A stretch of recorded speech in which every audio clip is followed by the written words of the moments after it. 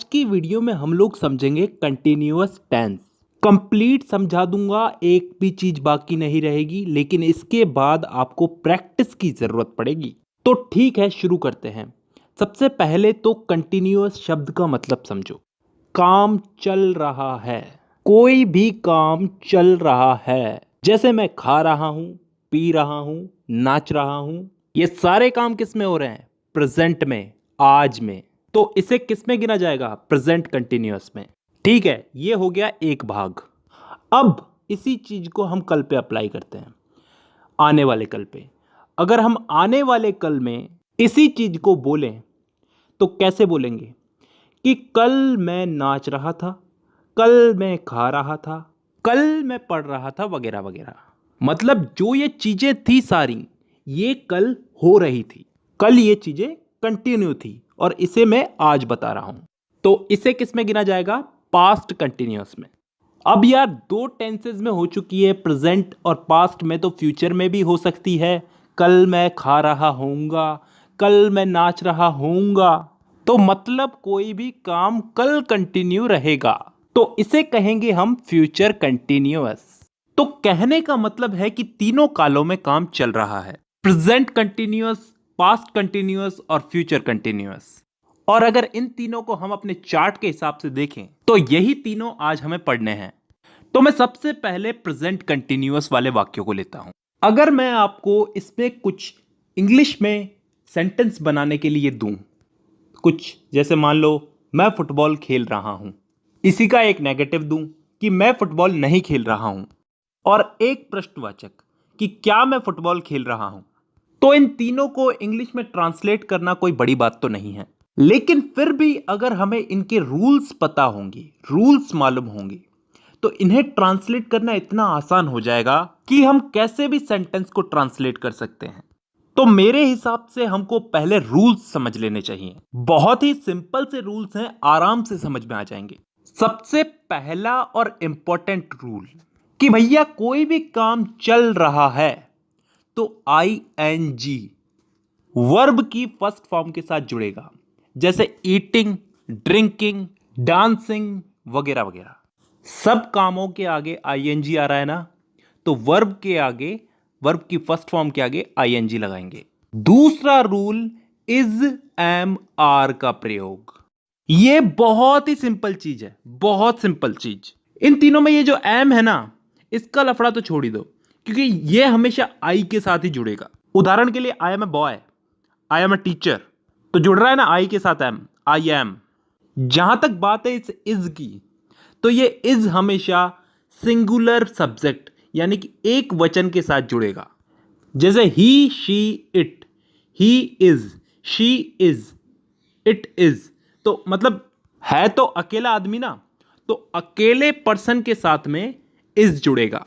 अब जहां तक बात है इस आर की, इसका तो आप सोच ही सकते हैं किसके साथ में जुड़ेगा? प्लूरल के साथ में, बहुवचन के साथ में, यानी कि यू, वी, दे। बहुत सारे लोग हैं, उनके साथ में आर जुड़ेगा। You are, we are, they are. तो अब तीनों का मतलब समझ में आ गया होगा, ठीक है। लेकिन अब जब हम एग्जाम्पल उठाएंगे तो आराम से समझ में आएगी ये चीज। इसके बाद अगला नियम यह है कि नेगेटिव सेंटेंस जो होते हैं जिसमें नहीं का प्रयोग होता है, तो ये इज, एम, आर के बाद में नॉट लगा दिया जाता है। ये बहुत ही सिंपल सी चीज है, सेंटेंस बनाने के साथ साथ याद हो जाएगी। और यही हमारा लास्ट नियम यह है कि इंट्रोगेटिव सेंटेंस जो होते हैं, जिसमें प्रश्नवाचक होते हैं जो, उसमें सब्जेक्ट के पहले ये इज, एम, आर लग जाता है। ये नियम भी हमें सेंटेंस बनाने के साथ साथ याद हो जाएगा।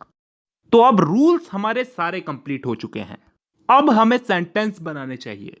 अब हम वही 3 सेंटेंस उठाते हैं जो हमने पहले उठाए थे। मैं फुटबॉल खेल रहा हूं, नेगेटिव में मैं फुटबॉल नहीं खेल रहा हूं, और इंट्रोगेटिव में क्या मैं फुटबॉल खेल रहा हूं। इन तीनों को अगर हम इंग्लिश में ट्रांसलेट करें तो पहले वाले को हम इंग्लिश में बदल के देखते हैं। मैं फुटबॉल खेल रहा हूं का आई एम प्लेइंग फुटबॉल। यहां पे हमारे जो भी रूल्स थे हमने फॉलो किए हैं। आई के साथ हमेशा एम लगेगा, और प्ले जो है वर्ब है, इसके साथ ING लगेगा, और फुटबॉल जो है वो ऑब्जेक्ट है, उसमें कोई चेंजेस नहीं होते, ठीक है। अब नेगेटिव में इस सेंटेंस को बदल के देखते हैं। मैं फुटबॉल नहीं खेल रहा हूं, I am not playing football.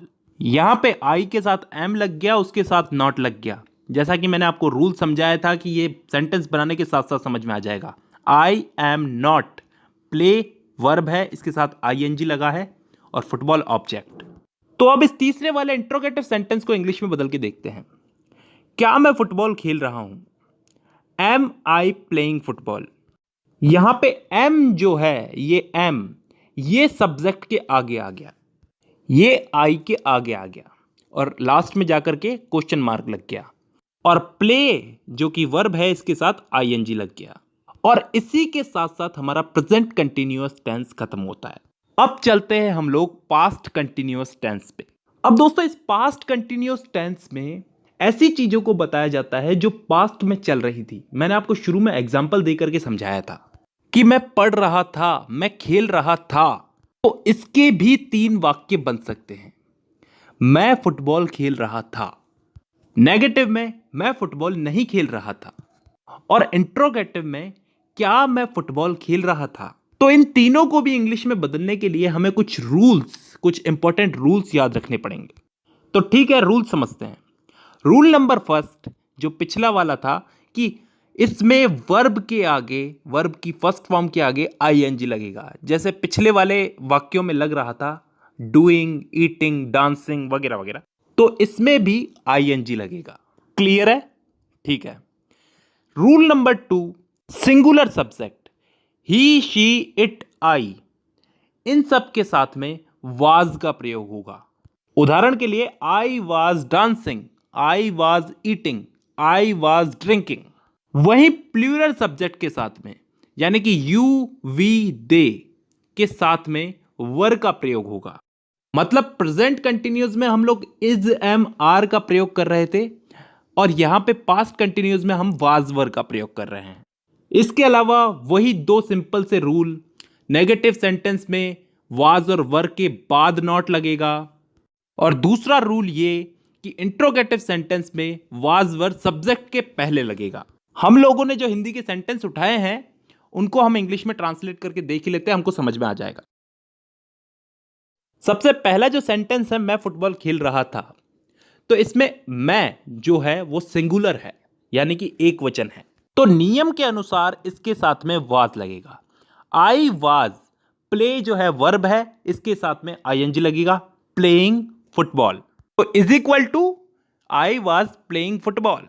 यही अगर नेगेटिव में करके देखें तो मैं फुटबॉल नहीं खेल रहा था, वही नियम के अनुसार वाज के साथ में नॉट लग जाएगा, I was not playing football. बहुत सिंपल है ना? ठीक है, अभी इसको प्रश्नवाचक में बदल के देखते हैं कि क्या मैं फुटबॉल खेल रहा था, वाज आई प्लेइंग फुटबॉल। अब यहां पे वाज पहले क्यों आया? नियम के अनुसार वाज पहले ही आएगा क्वेश्चन मार्क वाले सेंटेंसेस में। तो दोस्तों, तीनों सेंटेंसेस को समझने के साथ साथ हमारा पास्ट कंटिन्यूअस टेंस भी कंप्लीट होता है। अब हम लोग चलते हैं लास्ट फ्यूचर कंटिन्यूअस टेंस पे। जैसा कि मैंने वीडियो की शुरुआत में बताया था, इसमें ऐसे सेंटेंसेस आते हैं जो काम फ्यूचर में हो रहा होगा, हम फ्यूचर में वो काम कर रहे होंगे। जैसे मैं खा रहा होऊंगा, मैं खेल रहा होऊंगा, मतलब कोई काम हम फ्यूचर में कर रहे होंगे, कंटिन्यू कर रहे होंगे। जैसे उदाहरण के लिए, मैं फुटबॉल खेल रहा होऊंगा। नेगेटिव में मैं फुटबॉल नहीं खेल रहा होऊंगा, और इंट्रोगेटिव में क्या मैं फुटबॉल खेल रहा होऊंगा। तो इन तीनों को इंग्लिश में बदलने के लिए वही हमारे इंपॉर्टेंट रूल्स याद करते हैं, उसके बाद हम इनको इंग्लिश में बदलेंगे। तो इसके जो रूल्स हैं वो बहुत ही सिंपल है दोस्तों। इसमें सिंगुलर हो या प्लूरल हो, सबके साथ में विल बी का प्रयोग होगा। नेगेटिव सेंटेंस में बी के पहले नॉट का प्रयोग होगा, जैसे she will not be going to college. और इंट्रोगेटिव सेंटेंस में विल का प्रयोग जो है वो वाक्य के प्रारंभ में होगा। जब हम इन एग्जाम्पल्स को इंग्लिश में बदलेंगे तो आराम से समझ में आ जाएगा। तो फिर शुरू करते हैं हमारे एग्जाम्पल्स को इंग्लिश में बदलना। मैं फुटबॉल खेल रहा हूंगा, I will be playing football. मैंने कहा था ना, इन वाले वाक्यों में विल बी आएगा, तो ये आ गया विल बी। ठीक है, प्ले वर्ब है, तो मैंने कहा था आईएनजी लगेगा। कंटिन्यू अगर पास्ट में हो, प्रेजेंट में हो, फ्यूचर में हो, आईएनजी तो लगेगा ही। अगर इसी सेंटेंस को हम अगर नेगेटिव में बदल के देखें, मैं फुटबॉल नहीं खेल रहा हूंगा, तो I will not B playing football. यहां पे ये नॉट जो है ये बी के पहले लगा है। मैंने आपको बताया था रूल्स के अनुसार नेगेटिव सेंटेंस में बी के पहले नॉट लगेगा। तो I will not B playing football. और अगर इसी सेंटेंस को हम लोग इंट्रोगेटिव में बदल के देखें, क्या मैं फुटबॉल खेल रहा हूंगा, will I be playing football. यहां पे विल पहले क्यों आया ये बताने की जरूरत नहीं है, क्योंकि इंट्रोगेटिव में विल पहले आता ही आता है और एंड में जाकर के क्वेश्चन मार्क लगेगा। तो यहां पे हम लोगों ने इन वाक्यों को इंग्लिश में ट्रांसलेट करके फ्यूचर कंटिन्यूअस टेंस भी समझ लिया, और इसी के साथ हमारे चार्ट के हिसाब से हमारा कंटिन्यूअस टेंस भी कंप्लीट हो गया। अगली वीडियो में मैं आपको परफेक्ट टेंस के बारे में कंप्लीट समझाऊंगा, प्रेजेंट परफेक्ट, पास्ट परफेक्ट और फ्यूचर परफेक्ट टेंस। ठीक है, आज की वीडियो में बस इतना ही। अब मुलाकात होगी आपसे अगली वीडियो में, तब तक के लिए धन्यवाद।